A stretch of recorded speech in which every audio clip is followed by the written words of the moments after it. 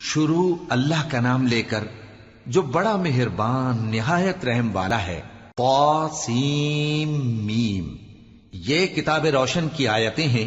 اے پیغمبر، ہم تمہیں موسیٰ اور فرعون کے کچھ حالات مومن لوگوں کے سنانے کے لیے صحیح صحیح سناتے ہیں کہ فرعون نے ملک میں سر اٹھا رکھا تھا اور وہاں کے باشندوں کو گروہ گروہ بنا رکھا تھا۔ ان میں سے ایک گروہ کو یہاں تک کمزور کر دیا تھا کہ ان کے بیٹوں کو ذبح کر ڈالتا اور ان کی لڑکیوں کو زندہ رہنے دیتا۔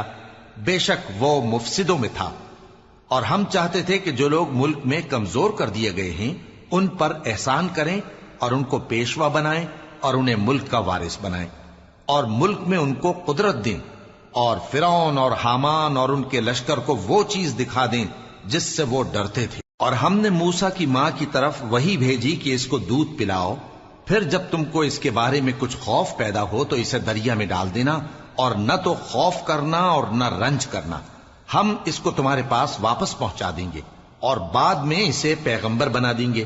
سو فرعون کے لوگوں نے اس کو اٹھا لیا، اس لیے کہ نتیجہ یہ ہونا تھا کہ وہ ان کا دشمن اور ان کے لیے موجب غم ہو۔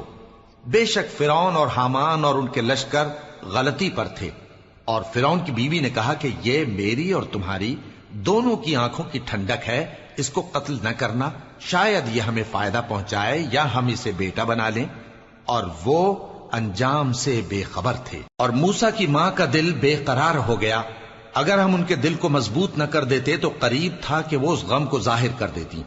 ہم چاہتے تھے کہ وہ مومنوں میں رہیں، اور والدہ موسیٰ نے اس کی بہن سے کہا کہ اس کے پیچھے پیچھے چلی جا، تو وہ اسے دور سے دیکھتی رہی، اور ان لوگوں کو کچھ خبر نہ تھی۔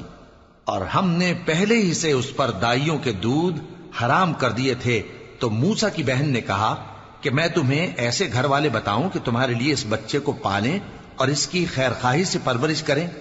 سو ہم نے اس طریق سے ان کو ان کی ماں کے پاس واپس پہنچا دیا تاکہ ان کی آنکھیں ٹھنڈی ہوں اور وہ غم نہ کھائیں، اور معلوم کر لیں کہ اللہ کا وعدہ سچا ہے، لیکن اکثر لوگ نہیں جانتے۔ اور جب موسیٰ جوانی کو پہنچے اور بھرپور جوان ہو گئے تو ہم نے ان کو حکمت اور علم عنایت کیا، اور ہم نیکوکاروں کو ایسا ہی بدلہ دیا کرتے ہیں۔ اور وہ ایسے وقت شہر میں داخل ہوئے کہ وہاں کے باشندے بے خبر ہو رہے تھے، تو دیکھا کہ وہاں دو شخص لڑ رہے تھے، ایک تو موسیٰ کی قوم کا ہے اور دوسرا ان کے دشمنوں میں سے۔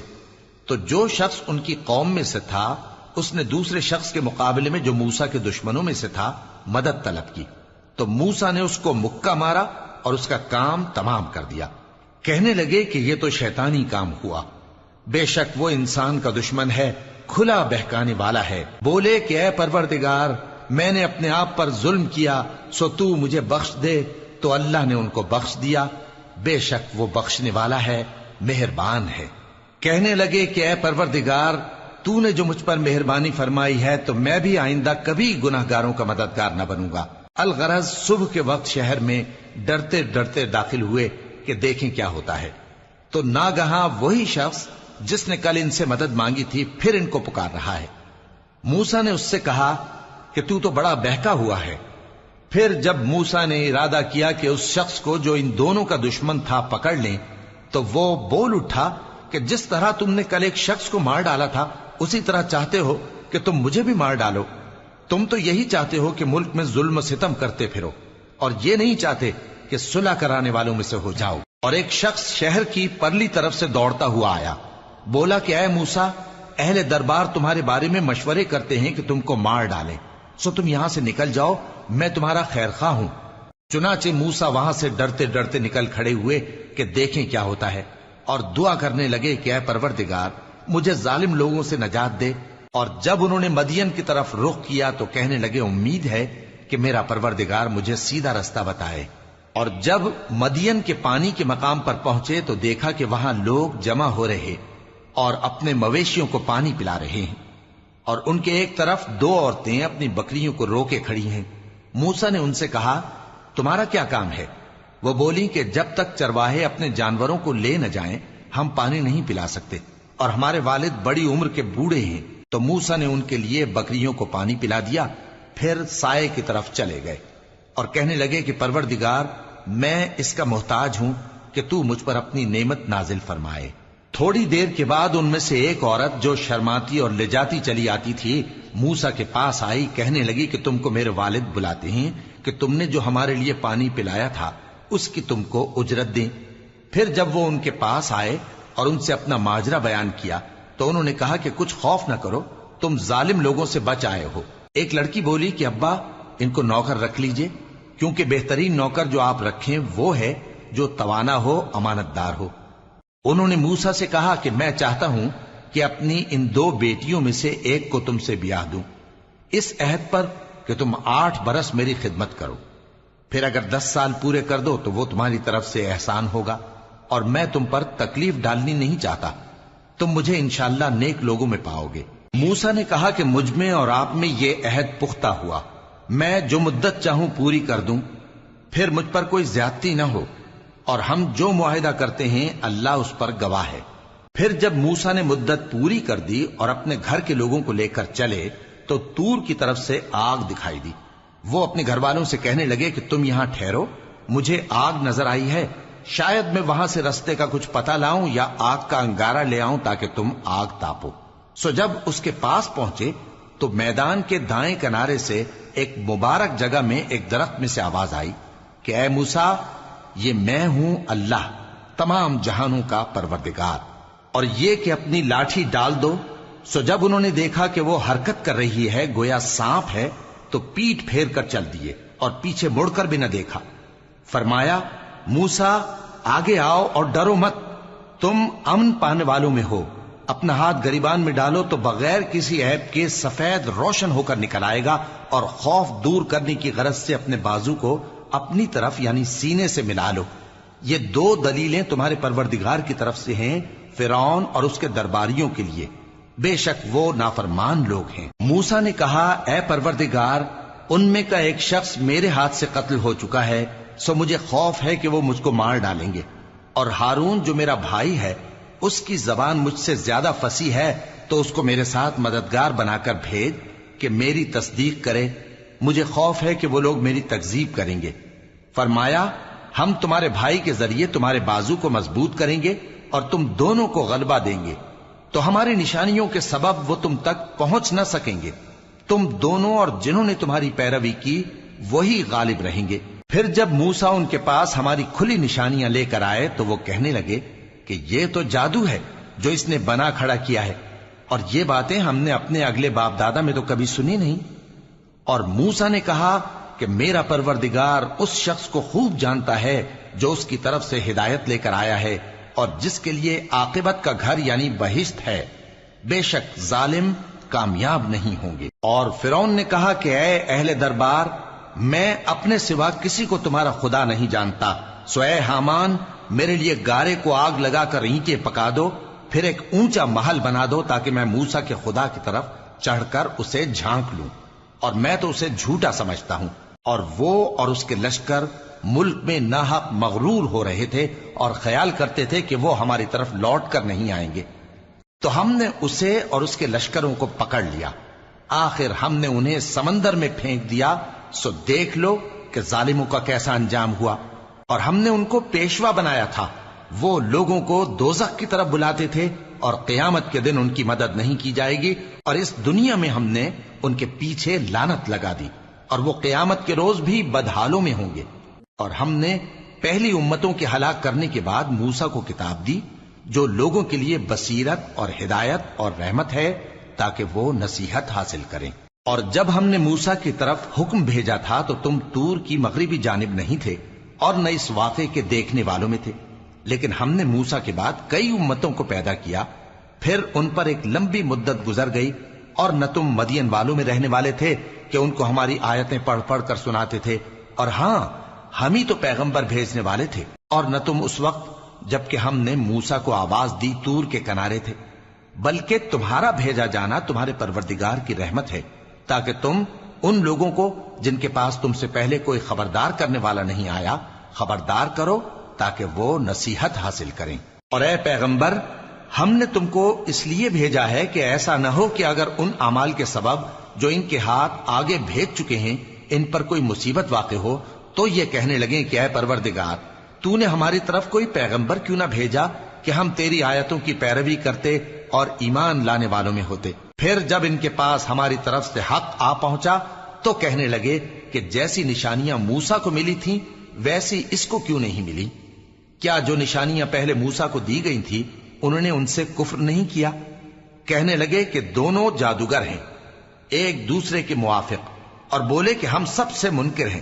کہہ دو کہ اگر سچے ہو تو تم اللہ کے پاس سے کوئی اور کتاب لے آؤ جو ان دونوں کتابوں سے بڑھ کر ہدایت کرنے والی ہو، تاکہ میں بھی اسی کی پیروی کروں۔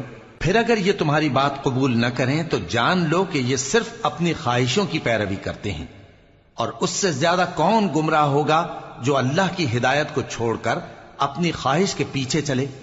بے شک اللہ ظالم لوگوں کو ہدایت نہیں دیتا، اور ہم پے در پے ان لوگوں کے پاس ہدایت کی باتیں بھیجتے رہے ہیں تاکہ نصیحت حاصل کریں۔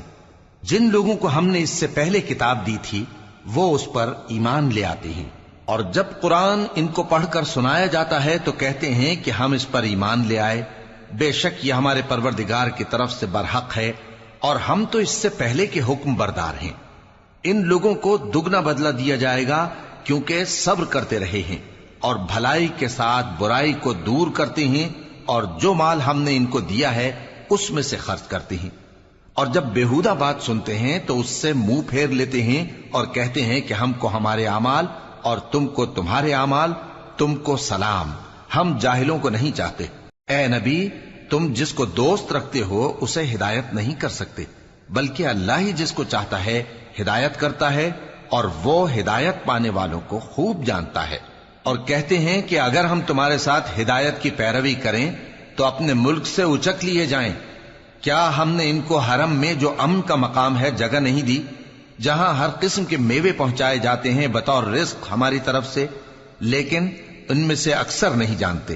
اور ہم نے بہت سی بستیوں کو ہلاک کر ڈالا جو اپنی عیش والی زندگی میں اترا رہے تھے، سو یہ ان کے مکانات ہیں جو ان کے بعد آباد ہی نہیں ہوئے مگر بہت کم، اور ان کے بعد ہم ہی وارث ہوئے۔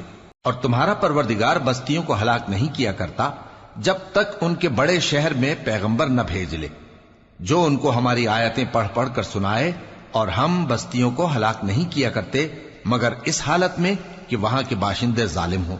اور اے لوگو، جو چیز تم کو دی گئی ہے سو وہ دنیا کی زندگی کا فائدہ اور اس کی زینت ہے، اور جو اللہ کے پاس ہے وہ بہتر اور ہمیشہ باقی رہنے والی ہے۔ کیا تم سمجھتے نہیں؟ بھلا جس شخص سے ہم نے اچھا وعدہ کیا اور وہ اسے حاصل کرنے والا ہے، تو کیا وہ اس شخص کا سا ہے جس کو ہم نے دنیا کی زندگی کے فائدے سے بہرہ مند کیا، پھر وہ قیامت کے روز ان لوگوں میں ہو جو گرفتار کر کے حاضر کیے جائیں گے؟ اور جس روز اللہ ان کو پکارے گا سو کہے گا کہ میرے وہ شریک کہاں ہیں جن کا تمہیں دعویٰ تھا؟ تو جن لوگوں پر عذاب کا حکم ثابت ہو چکا ہوگا وہ کہیں گے کہ اے ہمارے پروردگار، یہ وہ لوگ ہیں جن کو ہم نے گمراہ کیا تھا، اور جس طرح ہم خود گمراہ ہوئے تھے اسی طرح ہم نے ان کو گمراہ کیا تھا۔ اب ہم تیری طرف متوجہ ہو کر ان سے بیزار ہوتے ہیں، یہ ہمیں نہیں پوچھتے تھے۔ اور کہا جائے گا کہ اپنے شریکوں کو بلاؤ، سو وہ ان کو پکاریں گے تو وہ ان کو جواب نہ دے سکیں گے، اور جب عذاب کو دیکھ لیں گے تو تمنا کریں گے کہ کاش وہ ہدایت یاب ہوتے۔ اور جس روز اللہ ان کو پکارے گا اور کہے گا کہ تم نے پیغمبروں کو کیا جواب دیا تھا، تو اس روز ان پر خبریں بند ہو جائیں گی، پھر وہ آپس میں کچھ بھی نہ پوچھ سکیں گے۔ سو رہا وہ شخص جس نے توبہ کی اور ایمان لایا اور عمل نیک کیے تو امید ہے کہ وہ کامیاب ہونے والوں میں ہو۔ اور تمہارا پروردگار جو چاہتا ہے پیدا کرتا ہے اور جسے چاہتا ہے برگزیدہ کر لیتا ہے، ان کو اس کا اختیار نہیں ہے۔